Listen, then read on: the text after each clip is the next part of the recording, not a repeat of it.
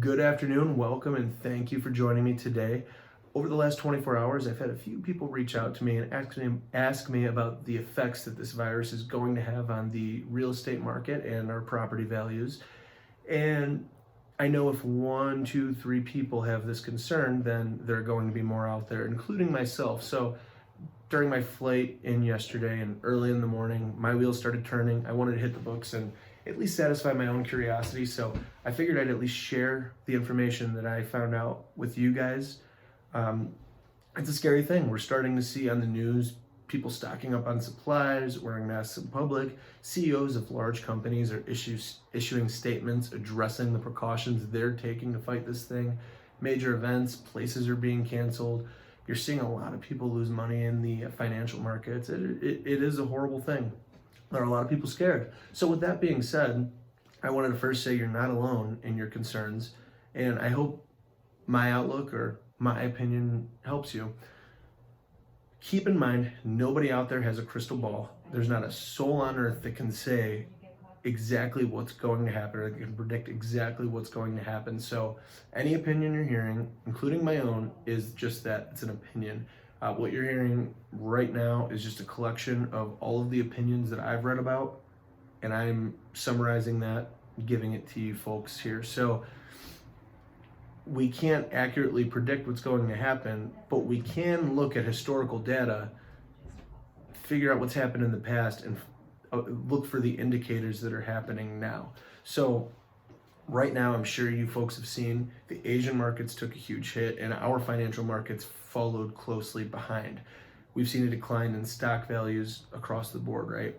Commercial real estate traditionally and real estate investing typically follows because it creates a wait and see mentality. Residential real estate typically follows pretty closely behind that as well. So with that being said, some of the most brilliant economists in the world have pointed out that the financial markets, the housing markets, always bounce back. It's all cyclical. So if it were me and my housing prices started to drop, I wouldn't panic and sell. That's how you lose money. I would hold and wait for the market to bounce back. I'm sure we can all remember 2003 when SARS was a big deal. I think I was 10 years old at the time, but I still remember the scare. It was, we saw pretty much the same things that are happening now. I read a study about Hong Kong, and in Hong Kong during that time, there were 300 deaths from the SARS virus, which is relatively small compared to the other nasty diseases people die from every single day. In fact, there you were 3 times as likely to die from AIDS and twice as likely to die from the flu.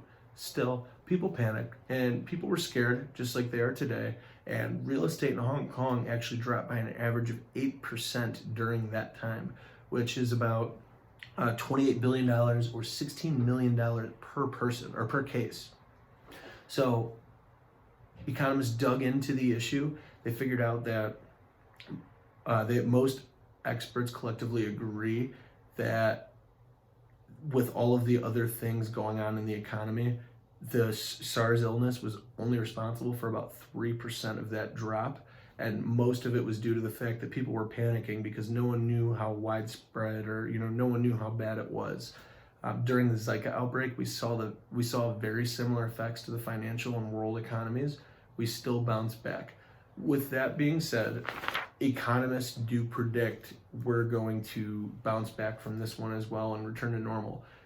No one can tell you how quickly, but most economists agree that it will happen.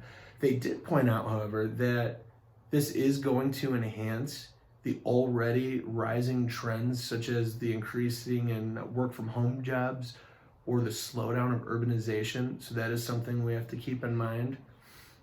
Beyond that, the effects are expected to be short-lived by most people, most economists and world leaders. So for the sake of keeping this brief, I'd like to summarize this.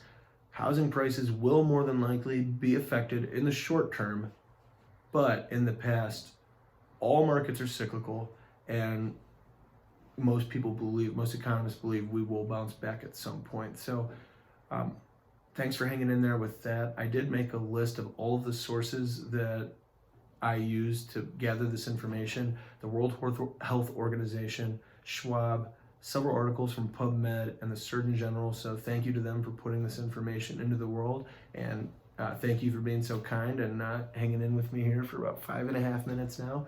I do appreciate any feedback. I'd love to dig deeper with you folks and discuss it in the comment section here. So I'd appreciate that if you wanted to engage with me there. Beyond that, have a great day. Thanks for stopping by.